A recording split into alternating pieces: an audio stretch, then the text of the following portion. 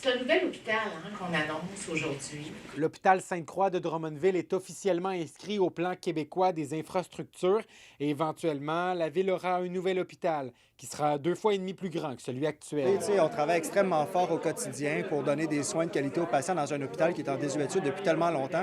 Fait que de savoir qu'il y a de l'espoir comme ça d'avoir un nouvel hôpital et que c'est maintenant officiel que c'est inscrit au PQI, c'est vraiment une vague d'espoir incroyable. Oui, tu peux partir comme professionnel pour aller travailler ailleurs, sauf que ça ne changera jamais le sort des gens qui sont ici. On a osé rêver, mais on a plus que rêvé, on a réalisé. Nos devoirs étaient faits, puis ça a paru un projet plein de pertinence qui a beaucoup d'ampleur, donc 2,5 fois l'hôpital Sainte-Croix de Drummondville. Depuis les dernières années, c'est des pannes électriques récurrentes, des dégâts d'eau, près de 200 chirurgies annulées et des installations, comme on voit juste ici, un peu partout dans l'hôpital Sainte-Croix de Drummondville. Le bâtiment est décrit comme vétuste et trop petit pour combler le besoin de la population. L'établissement, les équipes médicales, professionnelles se mobilisent depuis quelques années pour identifier des secteurs qui sont vraiment actuellement névralgiques. Donc, pendant qu'on est en train de planifier un nouvel hôpital, il faut aussi s'occuper des infrastructures existantes.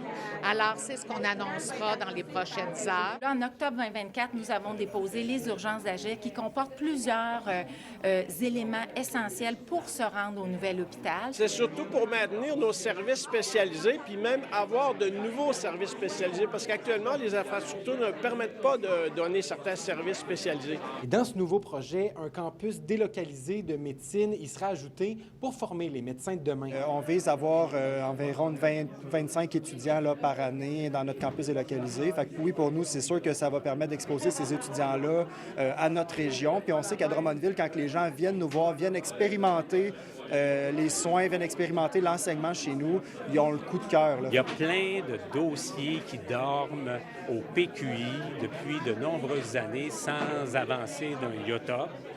Alors, c'est notre travail d'être vigilant puis d'exiger que les choses se passent maintenant. À partir du moment que tu es inscrit, on a droit, on fait notre dossier d'opportunité.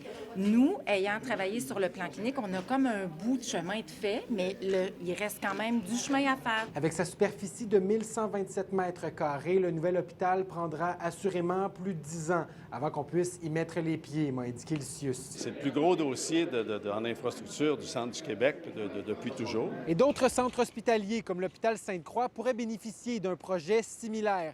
Mercredi, Éric Girard, le ministre des Finances, annoncera son dernier budget provincial avant les élections et des montants pourraient être libérés pour d'autres centres hospitaliers.